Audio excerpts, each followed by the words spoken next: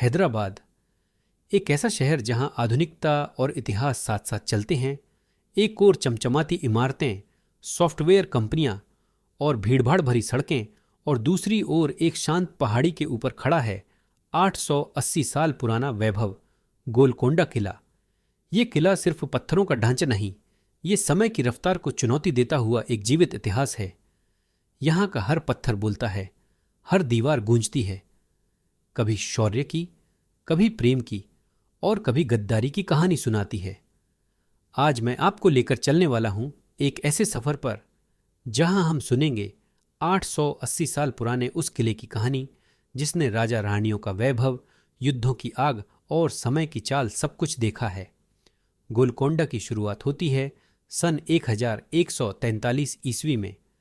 काकतीय वंश के राजा प्रतापरुद्र देव ने हैदराबाद के पश्चिम में एक छोटी सी पहाड़ी पर एक मिट्टी का किला बनवाया था।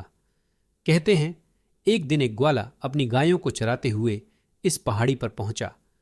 वहां उसने एक देवी की मूर्ति देखी। वो राजा के पास पहुंचा और सारी बात बताई। राजा ने इसे शुभ संकेत मानते हुए वहीं एक किला बनवाने का आदेश दिया और इस तरह जन्म हुआ गोलकोंडा का, जिसका मतलब होता है चरवाहों की पहाड़ी। वक्त बीतता गया, 14वीं सदी आई, बहमनी सल्तनत का उदय हुआ। यह किला अब उनके शासन में आ गया। लेकिन जब 1518 ईस्वी में बहमनी साम्राज्य टूट गया, तब इस किले की किस्मत बदल दी कुतुब शाही वंश ने। यहीं से गोलकोंडा की असली कहानी शुरू होती है। कुतुब शाही सुल्तानों ने इस किले को एक साधारण दुर्ग से एक भव्य राजमहल में बदल दिया। उन्होंने इसे मजबूत पत्थरों से बनवाया, दीवारें ऊंची करवाईं, बुर्जों को रणनीतिक स्थानों पर बनाया और अंदर बनाई जल प्रणालियां, मस्जिदें और राजमहल। किले के चारों ओर एक ऐसी सुरक्षा व्यवस्था थी जिसे भेद पाना लगभग असंभव था। गोलकोंडा का क्षेत्र लगभग 11 किलोमीटर में फैला है, जिसमें 8 विशाल दरवाजे और 87 बुर्ज हैं। सबसे प्रसिद्ध दरवाजा फतेह दरवाजा 25 फीट ऊंचा और लोहे के कांटों से सुसज्जित, ताकि दुश्मन के हाथी इसे तोड़ न सके। लेकिन इसकी सबसे अद्भुत बात इसकी ध्वनि व्यवस्था है। अगर कोई फतेह दरवाजे के नीचे ताली बजाए तो उसकी गूंज 300 मीटर ऊपर बाला हिस्सार पवेलियन तक साफ सुनाई देती है। उस दौर में बिना किसी तकनीक के इतनी सटीक साउंड इंजीनियरिंग कर पाना कुतुब शाही वास्तुकारों की बुद्धिमत्ता का जीता जागता उदाहरण है। इस किले के हर हिस्से में कोई न कोई रहस्य छुपा है। यहाँ का रामदास जेल, रानी महल, दरबार हॉल और तोपखाना सब अपने आप में अनोखे हैं।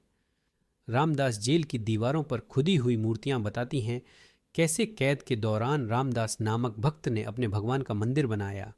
आज भी उस जगह पर दीप जलाए जाते हैं। लेकिन गोलकोंडा की सबसे अनोखी पहचान है हीरे। जी हाँ, वो हीरे जिनकी चमक ने पूरी दुनिया को गोलकोंडा के नाम से वाकिफ कराया। 16वीं और 17वीं सदी में गोलकोंडा की जमीन हीरे उगलती थी। यहीं से निकले थे दुनिया के सबसे मशहूर रत्न Kohinoor, hope diamond, regent diamond और ड्रेसडन ग्रीन। कहा जाता है कि कोहिनूर हीरा पहले गोलकोंडा के पास की खदानों से निकला था, जो बाद में मुगलों फिर ब्रिटिशों के हाथों में चला गया। गोलकोंडा की हीरे की खदानों से ही कुतुब शाही सुल्तानों की दौलत और ताकत का विस्तार हुआ। यही वजह थी कि गोलकोंडा को कहा जाने लगा सिटी ऑफ डायमंड्स। किले के अंदर का जीवन किसी फिल्म से कम नहीं था। यहाँ दरबारों में कवि, संगीतकार, कलाकार और वैज्ञानिक इकट्ठा होते थे। कुतुब शाही सुल्तान मोहम्मद कुली कुतुब शाह खुद एक कवि थे। उन्होंने फारसी और तेलुगु में कविताएं लिखीं। उन्होंने हैदराबाद शहर की नींव रखी और अपनी प्रेयसी भागमती के नाम पर शहर का नाम रखा भाग्यनगर, जो बाद में हैदराबाद कहलाया। उनके शासन में कला, स्थापत्य और संगीत का स्वर्ण युग था। उन्होंने चार मीनार का निर्माण करवाया, जो आज भी हैदराबाद की पहचान है। गोलकोंडा का स्थापत्य अद्भुत है। किले की दीवारें इस तरह बनाई गई हैं कि हवा और आवाज दोनों दूर तक जाती हैं। जल निकासी प्रणाली इतनी उन्नत थी कि नीचे के तालाबों से पानी ऊपर के महलों तक पहुंच जाता था। हर दरवाजे पर विशेष अलंकरण, हर दीवार पर सुंदर नक्काशी यहाँ के वास्तुकारों की प्रतिभा का प्रमाण है। अब बात करते हैं किले के रहस्यों की। कहा जाता है कि इस किले के नीचे लंबी लंबी गुप्त सुरंगें हैं जो इसे चार मीनार और कुतुबशाही मकबरों से जोड़ती थीं। इन सुरंगों का इस्तेमाल आपातकाल में शाही परिवार के बच निकलने के लिए किया जाता था। कई इतिहासकारों का दावा है कि इनमें से कुछ सुरंगें आज भी मौजूद हैं, लेकिन उन्हें बंद कर दिया गया है क्योंकि वे बेहद खतरनाक हैं। एक और किंवदंती है, किले के अंदर कहीं गहराई में छुपा है शाही खजाना।